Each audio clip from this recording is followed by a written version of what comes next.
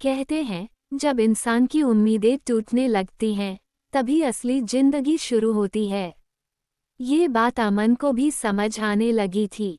एक समय था जब उसके सपने आसमान छूते थे।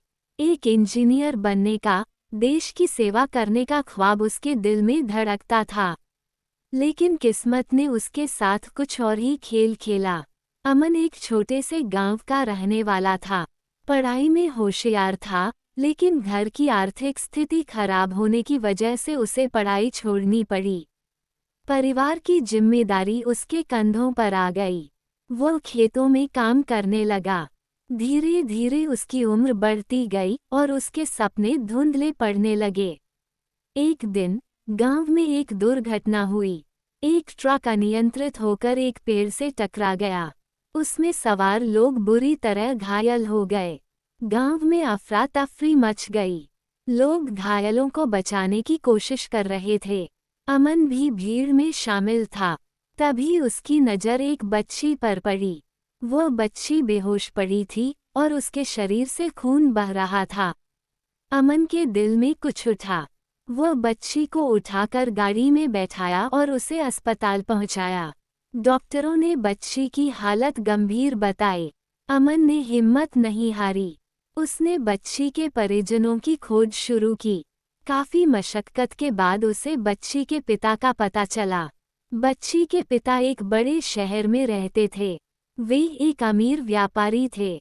जब उन्हें अपनी बेटी के बारे में पता चला तो वे तुरंत गांव पहुंचे। उन्होंने अमन को अपनी बेटी की जान बचाने के लिए धन्यवाद दिया। उन्होंने अमन से कहा कि वह कुछ भी मांग सकता है। अमन ने कुछ नहीं मांगा। उसने सिर्फ इतना कहा कि वह बच्ची को ठीक होता देखना चाहता है। बच्ची धीरे धीरे ठीक होने लगी। अमन रोज अस्पताल जाता था। बच्ची के साथ खेलता था, उसे कहानियां सुनाता था। बच्ची भी अमन से बहुत प्यार करने लगी थी।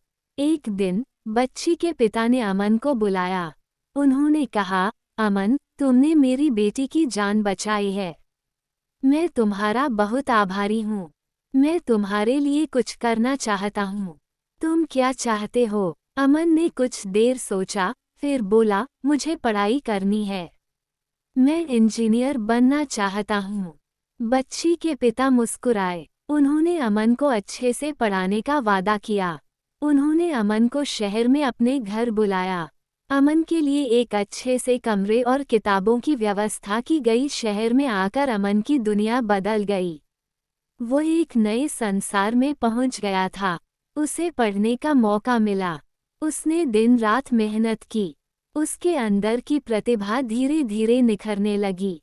वक्त बीता और अमन ने इंजीनियरिंग की डिग्री हासिल कर ली। उसने एक अच्छी नौकरी भी पा ली। लेकिन उसने शहर की चकाचौंध में खुद को नहीं खोया। वो अपने गांव को नहीं भूला। उसने गांव में एक स्कूल बनवाया ताकि दूसरे बच्चे भी पढ़ सकें। ये कहानी बताती है कि कैसे अंधेरे में भी उजाला होता है।